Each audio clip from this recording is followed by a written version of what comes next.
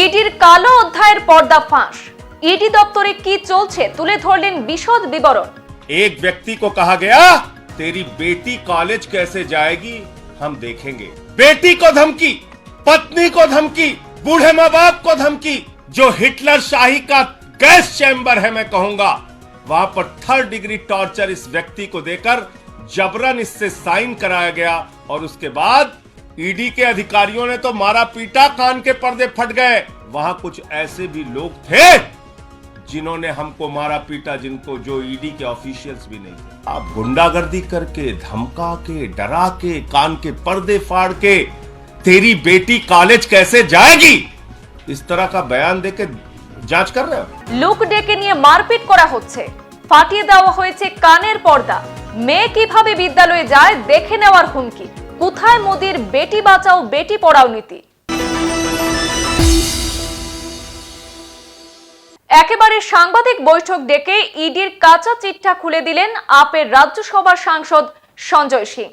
ED যাদেরকে ধরে নিয়ে গেছিল তাদের একাংশের আদালতে দেওয়া বয়ান তুলে ধরেন সঞ্জয় সিং। বলেন, জনৈক চন্দন রেড্ডিকে কার্যালয়ে প্রহার করা হয়েছে, মারপিট করে ফাটিয়ে দেওয়া হয়েছে কানের পর্দা।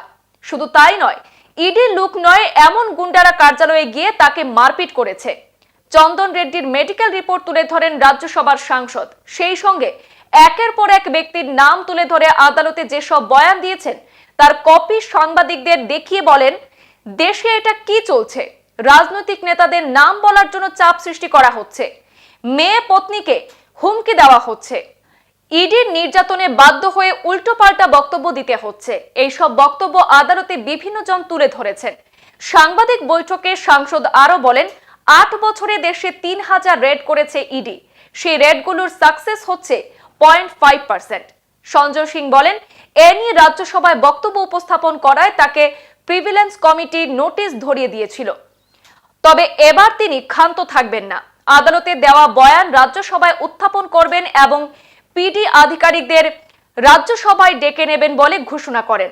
আপের সাংসদ বলেন, ইডি সম্পূর্ণরূপে রাজনৈতিক প্রভাবে পরিচালিত হচ্ছে, এর চেয়ে দুর্ভাগ্যজনক আর কি হতে পারে।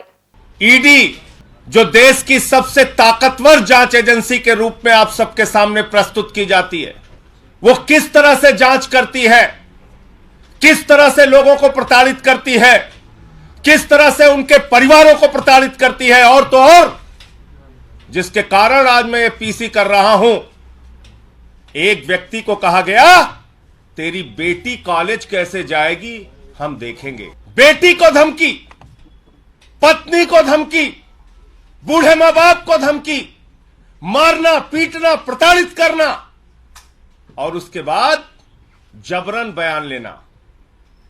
ये मैं नहीं कह रहा हूं, ये न्यायालय के सामने उन लोगों के बयान हैं जिनसे जबरन मारपीट करके उनके परिवारों को धमकी देकर उनसे बयान लिया गया। और मैं एक एक करके नाम पढ़ रहा हूं। ये पहला नाम है चंदन रेड्डी का।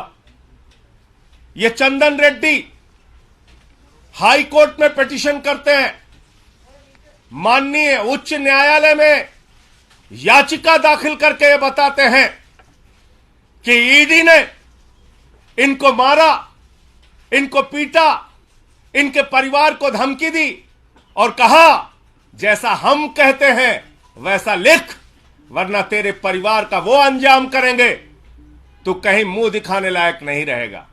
ये सारी बातें इसने लिखी है। और इतना ही नहीं, इस चंदन रेड्डी को इतना पीटा गया, इतना मारा गया, इतना मारा गया कि इसके दोनों कान के पर्दे फट गए।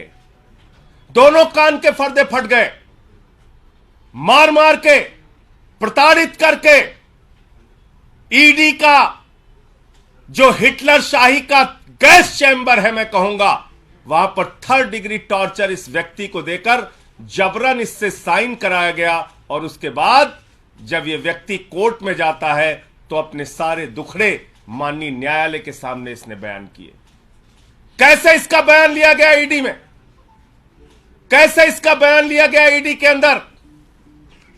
और ये इस व्यक्ति की डॉक्टरी जांच है, जो डॉक्टरी जांच की कॉपी मैं अभी आपको दूंगा। ये दोनों डॉक्टरी जांच ये कहती है कि चंदन रेड्डी को मार मार के उसके कान के पर्दे फाड़ दिए गए, उसको सुनाई नहीं दे रहा है। ये डॉक्टरी की जांच आपको देता हूं। ऐसे कर रही ईडी इन्वेस्टिगेशन। पहला आदमी चंदन रेड्डी, दूसरा अरुण पिल्लई। अरुण पिल्लई वो शख्स है जिसकी पत्नी को, बेटी को, परिवार को धमकाया गया, डराया गया। ईडी ने बयान लिया और बयान लेने के बाद यह शख्स कहता है, न्यायालय में लिख कर देता है, माननीय न्यायालय के सामने कहता है, मुझसे जबरन झूठा बयान ईडी ने लिया, मुझसे जबरन झूठा बयान ईडी ने लिया। अरुण पिल्लई। तीसरा व्यक्ति समीर महेंद्रू। समीर महेंद्रू, इसकी पत्नी को बुलाकर गिरफ्तार करके रखा गया, धमकाया गया, डराया गया, परिवार को प्रताड़ित किया गया। झूठा और जबरन बयान ईडी के द्वारा लिया गया। ईडी ने झूठा और जबरन बयान समीर महेंद्रू से लिया और इसने किसी और के सामने नहीं, माननीय न्यायालय के सामने, माननीय न्यायालय के सामने समीर महेंद्रू ने लिख कर दिया कि जज साहब, हमसे तो जबरन झूठा बयान लिया गया। समीर महेंद्रू। तीसरा नाम चौथा नाम भूषण बेलगावी। भूषण बेलगावी, इस व्यक्ति से भी ईडी ने प्रताड़ित करके झूठा जबरन बयान लिया और इसने किसी और को नहीं, जज साहब को जाके कहा, न्यायाधीश महोदय, माननीय न्यायालय, हमारी रक्षा कीजिए, हमसे ईडी ने झूठा जबरन गलत बयान लिया।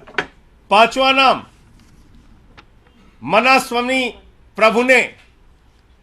मनास्वामी प्रभुने, इससे भी ईडी ने जबरन झूठा जबरदस्ती का बयान लिया और बाद में इसने भी न्यायालय को लिख के दिया, किसी और को नहीं। ध्यान दीजिएगा मेरी बात को। माननीय न्यायालय को लिख कर दिया कि न्यायाधीश महोदय, जज साहब, मुझसे ईडी वालों ने जबरन झूठा जबरदस्ती प्रताड़ित करके बयान लिया। छठवां नाम राघव रेड्डी। ये राघव रेड्डी छठवां नाम। राघव रेड्डी, इसने न्यायालय के सामने जाकर कहा कि न्यायाधीश महोदय, हमको तो दबाव बनाया जा रहा है राजनीतिक नेताओं के नाम लेने के लिए। हम पर दबाव बनाया जा रहा है राजनीतिक नेताओं के नाम लेने के लिए। मैं पूछना चाहता हूं, किसके इशारे पर ईडी काम कर रही है? किसके दबाव पर ईडी काम कर रही है? किसके डायरेक्शन पर ईडी काम कर रही है? क्योंकि एक बहुत चौंकाने वाली बात इनके हाई कोर्ट के पिटीशन में लिखी हुई है चंदन रेड्डी के। क्या कह रहे हैं ये? कह रहे साहब, ईडी के अधिकारियों ने तो मारा पीटा, कान के पर्दे फट गए। वहां कुछ ऐसे भी लोग थे जिन्होंने हमको मारा पीटा, जो ईडी के ऑफिशियल्स भी नहीं थे। ऐसे लोग थे जो ईडी के अधिकारी नहीं थे, उन्होंने भी हमारे साथ मारपीट की। कौन से लोग हैं? किस पार्टी के गुंडे ईडी के दफ्तर में जाके लोगों के साथ मारपीट कर रहे हैं?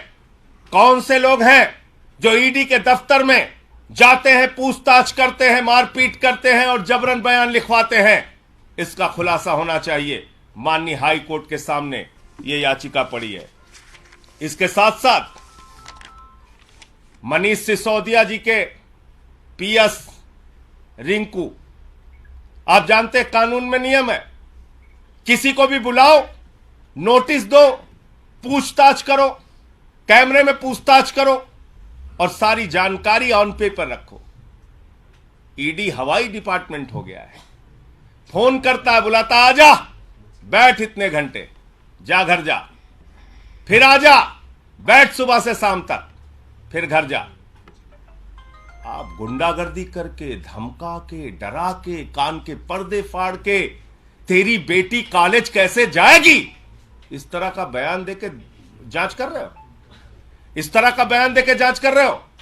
मैं देश के प्रधानमंत्री से पूछना चाहता हूं, आपने बेटी बचाओ बेटी पढ़ाओ का नारा दिया है, बेटियों के नाम पर धमकी दी जाएगी तो कोई आदमी तो अपने प्राण भी दे सकता है, कागज पे दस्तखत करना तो बहुत दूर की बात है। সংবাদ এই পর্যন্তই, ফিরছি পরবর্তী অন্যান্য আপডেট নিয়ে। ধন্যবাদ।